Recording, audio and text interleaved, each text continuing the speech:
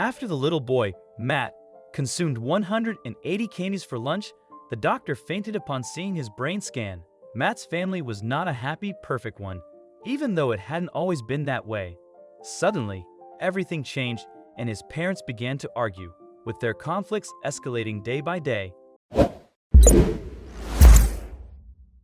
Each night, they exchanged hurtful words and went to bed filled with anger. Before long, they stopped sharing the same bedroom. Whenever Matt was nearby, his parents, Devin and Charlotte, pretended that everything was fine, but the perceptive boy could always sense the underlying tension between them. One day, while playing in the yard, Matt heard his parents screaming. Their voices were so loud that even the neighbors down the street could hear them. This left Matt feeling devastated, but what could a 12-year-old do? He simply sat on a stool in the garden, hoping they would stop fighting. After a while, they stopped screaming. Just then, Matt heard someone bang on the front door. A few minutes later, Devin came out of the house, walked toward Matt, and ruffled his hair. Then he said, "We're out of milk, so I will run over to the store at the corner to get some. I will be back soon, buddy." The man waved at Matt as he got into his car and drove off. Matt didn't even look at his dad. He was busy bouncing his ball. The little boy didn't suspect a thing. If he had, maybe he could have persuaded his dad not to leave. That's what he would keep telling himself later on. After Devin left, that was the last time his family ever saw him. The man probably got angry after the argument with his wife and felt he couldn't take it anymore, so he left his family behind. Devin's sudden disappearance took a toll on Matt's mental health. He became hot-headed and troublesome. One moment he was happy, and the next minute he was moody.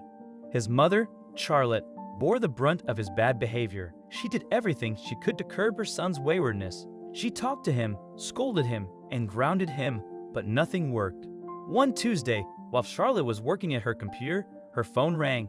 It was Matt's principal, and what he told Charlotte left her trembling from head to toe. He informed her that her son had gotten into a fight at school and left the other student with a broken nose. A frightened Charlotte quickly jumped into her car and raced to the school. The angry parents of the other boy were already there.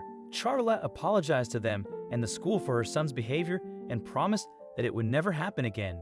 Only 2 weeks before that incident, Matt's teacher had complained for the 100th time about Matt's bad manners. Matt would often bully his classmates and disturb the class. He'd also said the meanest things to anyone who tried to talk him out of his troublesome ways. The school officials were also fed up with Matt's behavior, and when the kid injured his classmate, they felt it was the last straw, so they suspended him for a week. When Charlotte and her son got home, she tried her best to make Matt see how awful his actions were, but he didn't even care to listen to her. That night, the thought of her once sweet and happy little boy, who had suddenly become feisty, crushed her, and she cried herself to sleep. The next day, Charlotte gave Matt a list of things to do since he wouldn't be at school, but Matt was displeased with it. As he did his tasks, he grumbled, distracting his mother, who was working on her computer. "Hey baby, can you keep your voice down? You're making me lose focus," Charlotte said. But Matt shouted even more. At this point, Charlotte was fed up. In that vulnerable moment, a thought struck her, so she got up and rushed to the nearest grocery store. Little did she know she would deeply regret what she was about to do. Upon getting to the store, Charlotte bought a pack of melatonin gummies. Once home, she saw her son in the living room, so she snuck into his room. She headed to his bedside table and replaced the candies in his candy jar with melatonin gummies, about 180 of them. You see, melatonin, when ingested, induces drowsiness, so Charlotte knew Matt would become less energetic and out of control when he took them. That meant he would finally be able to concentrate on his work. Perfect, right? Not really, because what Matt would do next would turn not only his world upside down, but his mother's too. Charlotte returned to her desk and asked Matt to go into his room and study. It wasn't long before Matt reached for his jar of candy and popped a few into his mouth. Yummy, this tastes different and much better, he thought. He popped another handful and then another until he had eaten all 180 melatonin gummies. About 10 minutes later, he started feeling dizzy and uncomfortable. Meanwhile, in the living room, Charlotte was typing away on her keyboard, enjoying the quiet atmosphere. However, 30 minutes later, she became uncomfortable with the silence. The Matt she knew wouldn't stay quiet for that long. Was he up to no good again? She wondered, deciding to check on her son. What she would see made all the hairs on her skin stand on end. Upon entering his room, Charlotte couldn't believe her eyes when she saw Matt lying on the floor. A deep fear suddenly engulfed her. "Baby, is this one of your pranks?" she asked in a trembling voice as she rushed toward him. She checked for a pulse and discovered he was still breathing, but he wasn't responding to his name. Just then, she looked at his table and saw that his candy jar was now empty. "Oh my God, no! What have I done?" Charlotte muttered.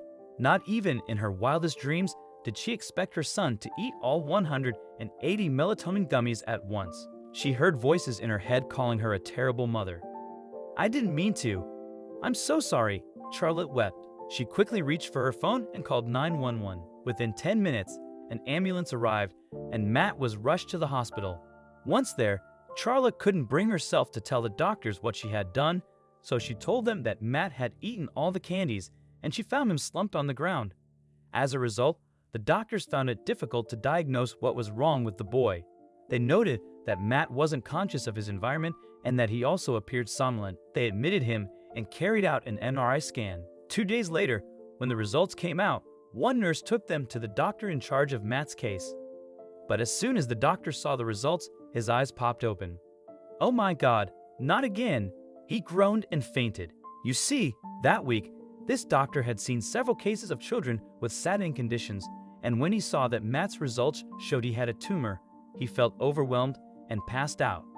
However, when he woke up and reviewed the results again, he noticed that the surname on the report was incorrect. It turned out that the nurse had mixed up Matt's MRI results with those of another teenager who shared the same name.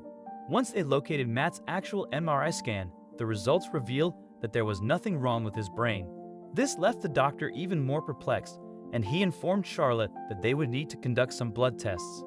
"What blood tests?" Charlotte froze.